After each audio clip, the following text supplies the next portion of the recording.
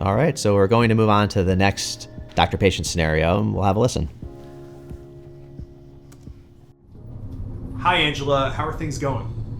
Well, if I am being honest, it's getting harder to see on a day-to-day basis, but I don't want to be a burden to anyone, so I just manage the best I can.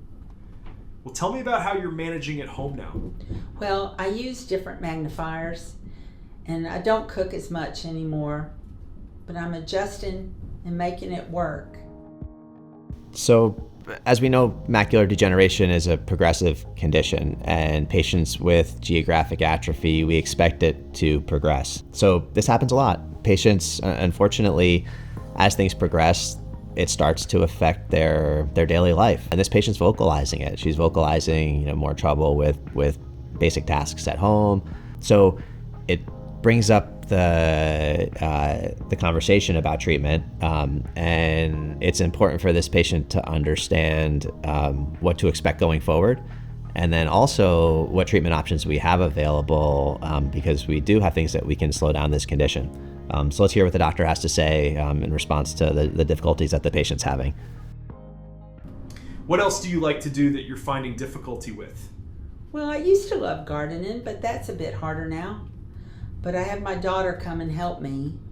She's always so busy, though, and has so much to do with my grandkids.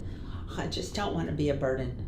This macular degeneration and what it's done to my vision just makes me so upset when I think about it.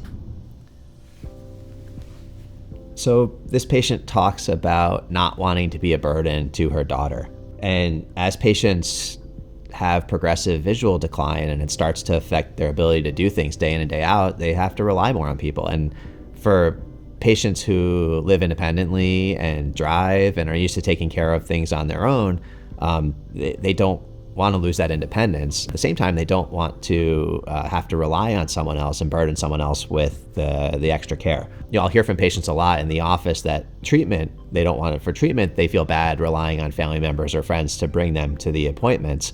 But I think it's important that we're going to acknowledge that if things progress, then the patient's going to become even more reliant on care from other people. And so it's a great time for us to talk to a patient about treatment options and about ways that we can slow the GA progression, slow the disease down.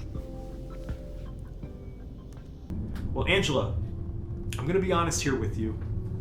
We have been monitoring your GA for quite some time now, and I know you haven't wanted to start treatment, but it really sounds like your vision is getting worse and causing challenges for your daily living.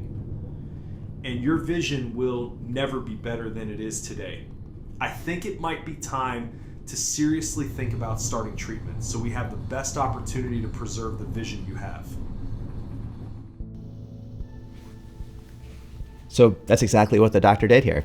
There are a couple really important points that he emphasizes. One is that this is the best the vision's ever going to be. And number two, that, when the patient is starting to notice difficulties with, what we'd say is our activities of daily living, it's time to start thinking about treatment and about options to try to slow this down. Now, ideally, the hard part here is that the patient's already symptomatic, right? And this is a progressive disease. So we're expecting this to get worse over time, even with treatment. Ideally, we maybe would have gotten this started earlier and introduced treatment or had the patient on board, seeing progression on imaging, even if the patient wasn't symptomatic before, seeing that the GA lesions on autofluorescence are enlarging, or on OCT that the GA lesions are enlarging, so that maybe we could have tried to preserve more tissue earlier on. But at least now at this point, the patient is acknowledging enough that the patient may want to go down the route of treatment.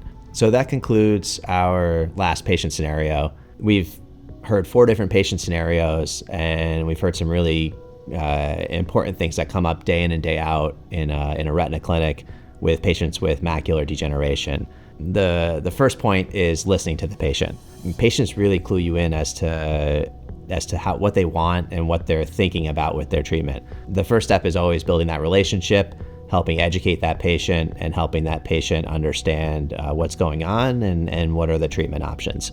As patients do opt for treatment, we heard from a patient with injection fatigue, and this is common. Patients get tired of coming to the office Sometimes they, forget that this treatment is not going to improve their vision, and we have to remind them of that. Also, we have to acknowledge that it's a lot of visits, and it's a lot of time for the patient, and it's a lot of time sometimes for family members, and that can be tiring for patients. So we know that it can be tiring, but it's important that we listen to them and that we help relieve or alleviate any obstacles that we can to their treatment visits. We heard from a patient who is starting to have difficulty with their activities of daily living, with being independent.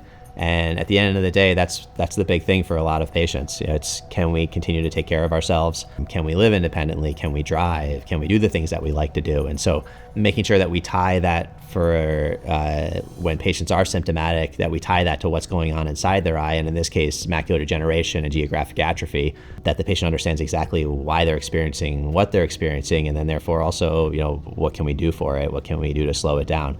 And then the last part is the treatment options. And multiple times during these patient scenarios, the doctor says very clearly, this is the best your vision is ever going to be. We can't stop this, and we can't reverse anything that's already occurred from macular degeneration.